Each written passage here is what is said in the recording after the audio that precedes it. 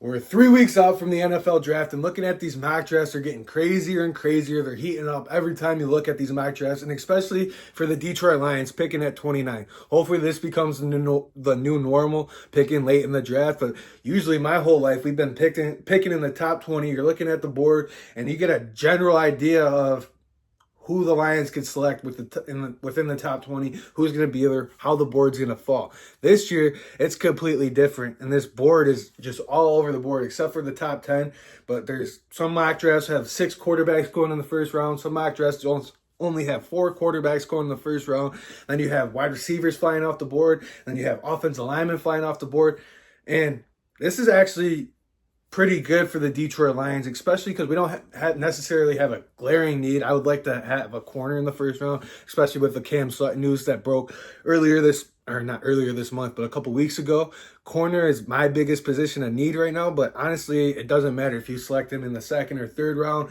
Just get yourself a corner, someone that's going to help bolster that secondary a little bit. But the way the board's falling and the way the quarterbacks are flying off the board, the wide receivers are flying off the board, offensive linemen are flying off the board, this benefits the Detroit Lions draft strategy. Brad Holmes' draft strategy. Best player available. Because with all of them flying off the board, and we don't have necessarily a glaring position of need, of course our positions of need are offensive line, defensive back, and defensive line and wide receiver. Those are our 4 biggest needs, and that's just adding depth to this team, players that can come in and make an impact, and we're not going to go from here to here if they go into the game. That's what I'm pumped about, because we can just keep adding depth and players that can add an impact to this team with 29, and especially the way the board's going to fall. But recently, looking at a lot of mock drafts have that Iowa defensive back. He just got cleared after breaking his fibula back in November. He's cleared for all football activities. He came out and told everybody this year he's been projected to go to the Detroit Lions at 29. Cooper DeJean,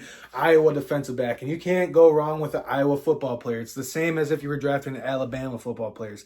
These guys come from a good program. They know how to play football, and they love football. Look at Jack Campbell. Look at Sam Laporta last year. And now if we draft Cooper DeJean, and honestly, you're looking at a lot of these analysts of Cooper DeJean, and they say, looking at Lucas Van Ness's tape last year and looking at Jack Campbell when they were at Iowa, when they were coming out of the draft last year, Cooper DeJean was the one that was standing out back in 2022, and this is his draft eligibility year. So if we draft him at 29, I'd be happy. Put him on the opposite side of Carlton Davis, and then you have those players that can just Amik Robertson in the slot. Then you got Kendall Vildor. That's just good depth.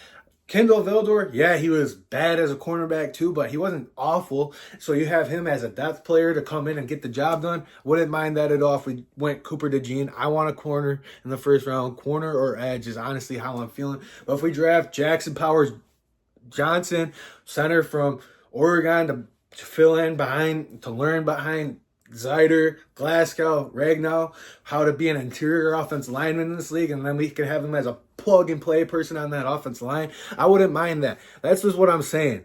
I do not mind how the draft board's falling, even though it's getting crazy and crazy, and every time it may be a little bit frustrating when you're looking at an NFL mock draft.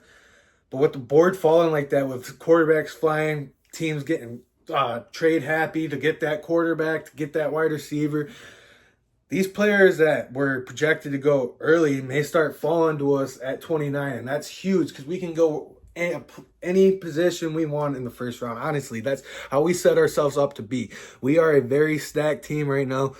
Corner, wide receiver, edge, offensive lineman. Those are the 4 biggest needs, or safety help. Tyler Newman, that's a name to watch in the first round. At the end of the first round, if he's there at 29, that would be a good pick. I'm hearing the Detroit Lions may go after a safety. But with corner, you might have the Eagles take one. You could have the Packers take one. And then you could have the Tampa Bay Buccaneers take one. So that could lead us to Cooper DeJean, because then you're probably having Quinyon Mitchell, Terrion Arnold, those guys go in the top 20. And then you're going to have Nate Wiggins, Cooper DeJean right there. If the Eagles take corner at 2022, and then you got the Packers at 25, and the Buccaneers. So it's either probably going to be offensive lineman. I'm honestly feeling it. We're either trading up. That's another thing. I could see Brad Holmes trading back in this draft or trading up. I don't know. Brad Holmes it's a different type of GM on draft day. He either trades up, he trades back, goes forward, goes backward. Whatever he feels like doing, that's going to get us the best player available. I trust him. He's going to get the right player in this place. We're 3 weeks out. I'm excited to add more depth to this team. The draft's right around the corner. It's looking like Cooper DeJean might be the guy at 29. Let me know what you guys think in the video down below. Like the video, subscribe to the channel, comment down below. Please keep helping this channel grow. I really appreciate you guys for tuning in, and I'll see you guys in the next video. Peace.